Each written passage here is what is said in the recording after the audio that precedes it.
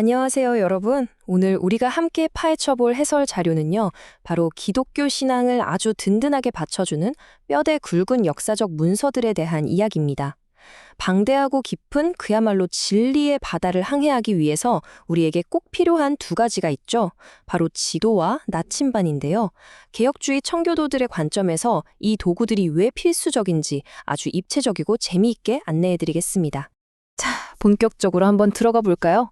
화면을 보시면 교리 없는 신앙은 뿌리 없는 나무와 같다라는 문장이 있죠. 와, 이 강렬한 청교도들의 격언 좀 보세요. 우리가 왜 수백 년 전의 텍스트들을 오늘날 굳이 다시 꺼내서 봐야 하는지 아주 완벽하게 설명해 주잖아요.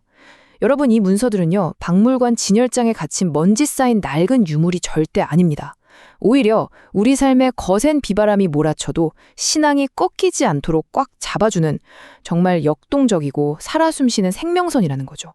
오늘 우리가 함께 살펴볼 전체적인 구조인데요. 먼저 진리의 바다를 항해하는 큰 그림을 그려보고요. 그 다음엔 거시적 차원의 신앙 고백서, 그리고 미시적 차원의 요리문답을 차례로 살펴볼 겁니다. 그런 뒤에 이 둘이 도대체 어떻게 다른지 비교하고 마지막으로 지성과 영성이 어떻게 하나로 아름답게 묶이는지 볼 거예요. 금방 훑어볼 테니까 잘 따라와 주세요. 첫 번째 파트입니다. 진리의 바다 항해하기, 방대한 성경 앞에 우리. 이 이미지가 현재 우리의 상황을 기가 막히게 보여주는데요. 우리가 신앙생활을 하면서 마주하는 가장 근본적인 현실이 뭘까요? 사실 우리는 성경이라는 끝을 알 수 없는 아주 거대한 바다 앞에 서 있다는 겁니다. 여기서 오해하시면 안 되는 게 신앙 고백서랑 요리문답은 절대로 성경을 대체하려는 게 아니에요. 오히려 그 반대죠. 절대 권위인 성경의 바다를 아주 안전하고 바르게 건널 수 있도록 도와주는 말 그대로 아주 충성스러운 지도와 나침반 역할을 하는 겁니다. 자, 그럼 이제 두 번째 파트로 넘어가 보겠습니다. 신앙 고백서, 바로 교회의 울타리에 대한 내용입니다. 우리는 도대체 무엇을 믿는가? 여러분, 신앙 고백서란 도대체 뭘까요? 아주 직관적으로 말씀드리면 우리는 무엇을 믿는가? 라는 질문에 대해 교회가 내놓은 공식적인 그리고 꽤 거시적인 답변입니다. 특징을 보시면 굉장히 논리적이고 선언적인 형식을 띠고 있어요. 하나님은 어떤 분이신지, 성경, 인간, 그리스도, 구원, 그리고 교회까지 성경 안에 담긴 그 방대한 가르침들을 아주 체계적이고 탄탄하게 묶어낸 하나의 뼈대라고 생각하시면 딱 맞습니다. 그렇다면 왜 굳이 이런 고백서가 필요했을까요? 화면에 보이는 세 가지 핵심 목적을 한번 살펴볼까요? 첫째, 외부의 이단 사상이나 잘못된 가르침으로부터 우리를 꽉 지켜주는 든든한 진리 수호의 방어벽이 되기 때문입니다. 둘째, 같은 고백을 공유하는 성도들을 영적으로 하나되게 묶어주는 일치와 연합의 기초고요. 셋째, 세상 사람들을 향해 우리는 이걸 믿는다라고 당당하게 밝히는 공적 선포입니다. 한마디로 우리 공동체를 아주 안전하게 보호하는 거대한 울타리인 셈이죠. 역사적으로 볼 때 이런 거시적인 매핑, 즉 방어와 선언의 역할을 정말 완벽하게 해낸 그야말로 황금 표준들이 존재합니다.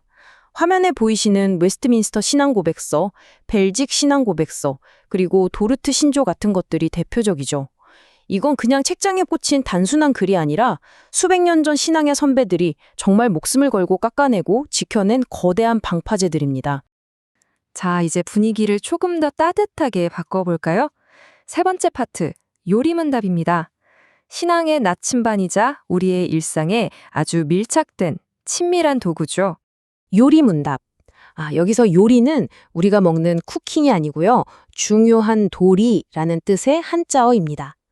앞서 본 신앙 고백서가 우린 무엇을 믿지? 라는 큰 차원의 질문을 던졌다면 요리문답은 그럼 이 진리가 내 삶에, 나에게 도대체 무슨 의미가 있지? 라는 아주 실존적이고 개인적인 질문으로 훅 들어갑니다. 가장 눈에 띄는 특징요? 바로 Q&A, 묻고 답하는 형식으로 짜여 있다는 점입니다. 누구나 혼자서도 쉽게 외우고 마음속에 묵상하면서 진리를 내면화할 수 있도록 철저하게 기획된 교육용 문서라는 거죠. 여기서 정말 흥미로운 포인트가 하나 있어요. 청교도들이 이 요리문답을 단순히 교회에서 초신자 교육용으로만 썼을까요? 전혀 아닙니다. 당시 청교도 부모들은요, 저녁 식탁에 둘러앉아서 밥을 먹기 전에 자녀들에게 직접 이 문답을 퀴즈 내듯이 주고받았어요. 그렇게 가정 예배를 드렸던 거죠. 매일매일 일상 속에서 진리를 묻고 답하면서 그 거대한 신앙의 뿌리를 우리 아이들 영혼 가장 깊은 곳까지 쑥쑥 심어주었던 겁니다. 정말 놀랍지 않나요? 이러한 멋진 신앙교육을 일상으로 쫙 끌어들인 훌륭한 예시들이 있습니다. 바로 하이델베르크 요리문답 그리고 웨스트민스터 대소요리 문답이죠. 저 거대한 교리의 진리들을 우리가 매일 숨쉬는 아주 개인적인 영혼의 언어로 번역해낸 정말 보석 같은 문서들입니다. 네 번째 파트, 두 문서의 핵심 차이. 방패와 조각칼의 완벽한 조화입니다. 이 두 기둥이 어떻게 맞물려 돌아가는지 한번 비교해 볼까요? 화면에 있는 이 표를 보시면 두 기둥의 성격이 아주 명확하게 대비되는 걸 보실 수 있습니다. 신앙고백서가 논수령으로 교회 전체의 교리를 확립하고 방어하는 아주 든든하고 공적인 방패라면요. 반대로 요리문답은 Q&A 형태로 성도 한 명 한 명, 자녀들의 신앙을 교육하고 내면화하는 아주 예리한 조각칼 같은 역할을 하죠. 분위기 자체도 확 다르죠? 신앙고백서가 헌법처럼 조금 엄숙하고 체계적이라면 요리문답은 곁에서 다정하게 진리를 가르쳐주는 목회자의 따뜻한 품 같습니다. 거시적인 방패와 미시적인 조각칼, 이 두 가지가 정말 기가 막히게 완벽한 조화를 이루는 겁니다. 드디어 마지막 다섯 번째 파트입니다. 지성과 영성의 아름다운 결합, 차가운 지식을 넘어서는 위로에 대해 이야기해 보겠습니다. 이 두 문서가 어떻게 하나의 완전하고 아름다운 신앙을 만들어낼까요? 세 가지 핵심 원리가 있습니다. 첫째, 철저하게 하나님 중심의 지식이라는 겁니다. 내가 어떻게 복을 받을까를 묻는 게 아니라 어떻게 하나님을 영화롭게 할까를 먼저 고민하죠. 둘째, 이 모든 체계는 오직 성경이라는 절대 권위 아래 복종하는 충실한 요약본일 뿐입니다. 그리고 셋째, 사실 이게 제일 중요한데요. 여러분, 하이델베르크 요리문답 제1문이 뭔지 아시나요? 살아서나 죽어서나 당신의 유일한 위로는 무엇입니까? 라고 묻습니다. 보시다시피 이건 단순히 머리에만 채워넣는 차갑고 딱딱한 지식이 아니에요. 진리를 통해 내 영혼을 따뜻하게 위로하고 가슴을 뛰게 만드는 지성과 영성이 완벽하게 하나 된 결합체라는 겁니다. 그래서 결국 우리가 짚고 넘어가야 할 가장 중요한 핵심은 바로 이겁니다. 왼쪽에 있는 신앙고백서가 우리 교회의 뼈대와 신앙적 정체성을 공고히 세워주는 변치 않는 헌장이라면 오른쪽에 있는 요리문답은 그 정체성을 우리 개개인의 일상과 심장 속에 아주 정교하게 조각해내는 훌륭한 교육의 도구라는 사실이죠.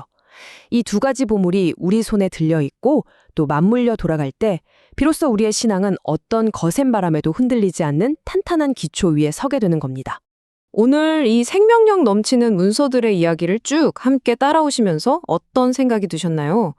여러분 스스로에게 이 질문을 꼭 한번 던져보시길 바랍니다. 지금 나의 신앙은 어떤 나침반을 따라 항해하고 있습니까? 그저 내 감정이나 시시각각 변하는 시대의 유행에 휩쓸리는 대신에요. 수백 년간 수많은 신앙의 선배들이 목숨 걸고 검증해낸 이 확실한 지도와 나침반. 이번 기회에 쫙 펼쳐들고 여러분만의 깊고 푸른 진리의 바다를 한번 멋지게 항해해 보시는 건 어떨까요? 자, 오늘 준비한 내용은 여기까지입니다. 함께해 주셔서 감사합니다.